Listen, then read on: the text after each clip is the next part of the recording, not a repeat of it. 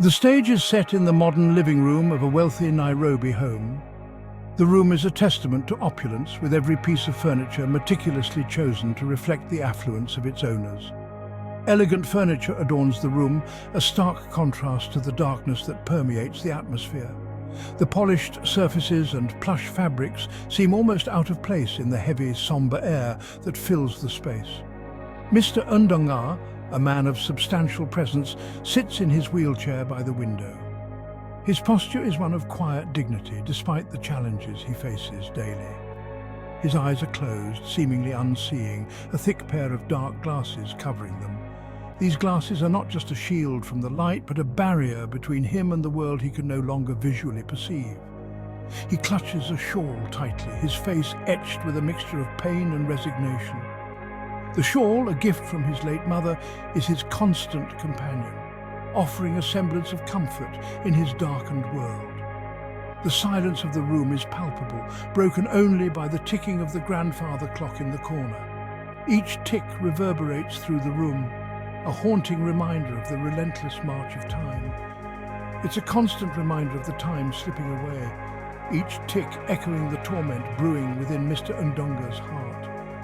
The clock's steady rhythm contrasts sharply with the turmoil that rages within him. He can hear every rustle, every sigh, his other senses heightened in the absence of sight. The creak of the floorboards, the distant hum of the city, all paint a vivid picture in his mind. A heavy sigh escapes Mr. Ndonga's lips. It's a sound filled with the weight of unspoken words and unfulfilled dreams. His world has been shrouded in darkness, both literally and metaphorically.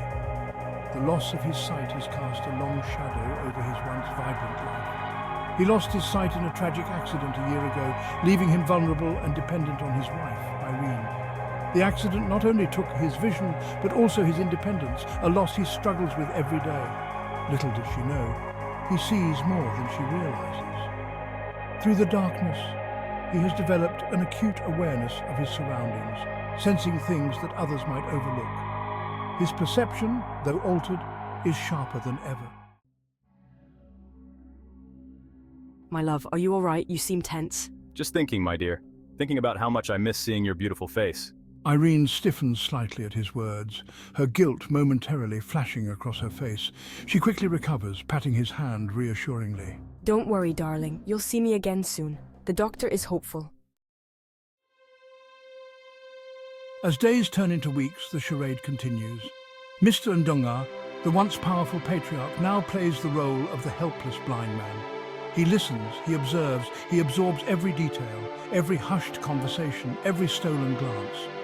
He becomes a silent witness to his wife's betrayal. He notices the subtle changes in Irene's behavior, the lingering scent of a cologne that isn't his, the hushed phone calls she thinks he can't hear, the late-night arrivals and departures she attributes to work commitments. He hears the whispers, the soft laughter, the clinking of glasses late at night when she thinks he's asleep.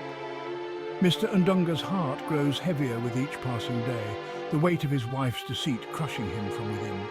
He's a prisoner in his own home, trapped in a web of lies and betrayal, his blindness both a curse and a blessing. One afternoon, Mr. Ndonga hears the familiar voice of Muchua, a man he knows from his company, a man whose ambition rivals his own. He hears the laughter, the intimate banter, the unmistakable sounds of affection being exchanged. He feels a surge of anger, a burning rage that threatens to consume him.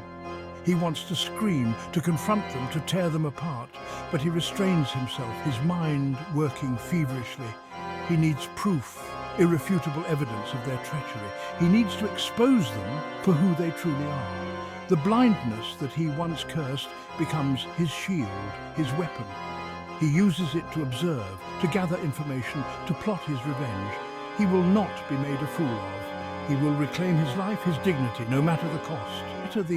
I will not be made a fool of. I will reclaim my life, my dignity, no matter the cost. Section 5. A wife's betrayal. In the quiet corners of their home, secrets festered like wounds left untreated. Mucha, we don't need to hide anymore.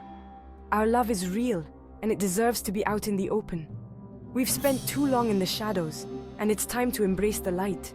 Yes, Irene. Let's not waste any more time in the shadows. Your husband will never know. Our happiness is within reach, and we must seize it. Irene's affair with Mutua becomes bolder, their clandestine meetings more frequent. They steal moments whenever they can, their passion growing with each encounter. They no longer bother to hide their affection, their laughter echoing through the house like a cruel mockery of Mr. Ndonga's blindness. The walls that once held secrets now reverberate with their audacity. Oh, Mutua, I can't wait for our future together. A life free from the burden of a blind husband. We will be free to love without fear or guilt. Irene, blinded by her own desires, fails to notice the subtle changes in her husband's demeanor. His silence grows heavier, his presence more withdrawn. She becomes more brazen in her deceit, her conversations with Mutua filled with a chilling disregard for her husband's feelings. Each message, each call, a step further into betrayal. Soon, Irene, soon. We'll be free from all of this. Our dreams are just within our grasp, and nothing can stop us now. Her words cut through Mr. Ndonga's heart like shards of glass, each syllable a testament to her betrayal. He feels the weight of her infidelity, a burden he silently bears, as the love he once knew crumbles around him. Section 6, The Lover's Arrogance. Irene's love has given me strength. I walk these halls like I own them. Mutua, emboldened by Irene's affections and blinded by his own ambition, grows increasingly arrogant. He moves through Mr. Ndonga's home with an air of entitlement, his laughter echoing through the halls like a conquering hero. Mr. Ndonga is nothing, just a blind, helpless man. He can't stop us. He speaks of Mr. Ndonga with disdain, mocking his blindness, his helplessness. He makes no effort to conceal his affair, believing that Mr. Ndonga is none the wiser. I'll take over his company, his position. I'll erase him from existence. He speaks openly of his plans to take over Mr. Ndonga's company, to usurp his position, to erase him from existence. Fueled by a potent mix of anger and heartbreak, I devise a plan. I decide to use their arrogance against them, to stage a scenario that will expose their treachery and reclaim my life. I pretend to be sicker than I am, relying more heavily on Irene and feigning increased vulnerability. I listen to their conversations, taking note of their plans, their movements, their vulnerabilities. I become a hunter stalking his prey, patiently waiting for the right moment to strike. One evening, as Irene and Mutua celebrate their illicit love in the living room, I make my move. I throw off my shawl, remove my dark glasses, and rise from my wheelchair, my eyes blazing with a righteous fury. The room falls silent, the air thick with shock and disbelief. Irene and Mutua stare at Mr. Ndonga, their faces frozen in a mixture of horror and guilt. The glasses shatter on the floor, the sound echoing through the room like a gunshot. Surprise! I believe you two have a lot to answer for. What follows is a confrontation of epic proportions. Accusations are hurled, truths are revealed, and the weight of their betrayal crushes Irene and Mutua under its immense weight. They try to defend themselves, to justify their actions, but their words ring hollow in the face of Mr. Ndonga's righteous anger. With each stinging word, I reclaim my power, my dignity. I strip away the facade of helplessness, revealing the strong, resilient man I truly am. I confront Irene's infidelity, Mutua's treachery, and my own pain with a raw honesty that leaves them speechless. I demand a divorce, my voice trembling with a mixture of anger and heartbreak. I banish Mutua from my home, my company, my life. I reclaim my rightful place as the master of my own destiny. As the dust settles, Mr. Ndonga is left standing alone in his living room, a place that once echoed with laughter and joy, now silent and still. The weight of betrayal lifted from his shoulders, a burden he had carried for far too long. The silence, once a symbol of his pain, is now a testament to his newfound freedom. The room, bathed in the gentle morning light, feels like a sanctuary. He looks around the room, his eyes taking in every detail, every memory, every shadow of the life he once knew. Each object tells a story, each corner holds a piece of his past. The pain is still there, a dull ache in his heart, but it is overshadowed by a sense of liberation, of rebirth. He feels a bittersweet mix of emotions, a blend of sorrow and hope. He walks towards the window, each step feeling lighter than the last, as if shedding the remnants of his past with every movement, the morning sun streaming through the glass, bathing him in its warm embrace. The light feels like a gentle touch, a promise of better days to come. He takes a deep breath, the fresh air filling his lungs with a renewed sense of hope. It's as if he's breathing in a new life, a new beginning.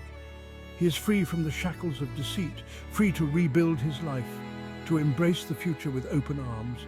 The possibilities seem endless, the future bright and inviting. The play ends with Mr. Ndunga gazing out at the rising sun, a symbol of a new beginning. The horizon stretches out before him, filled with promise and potential, a new dawn for a new life.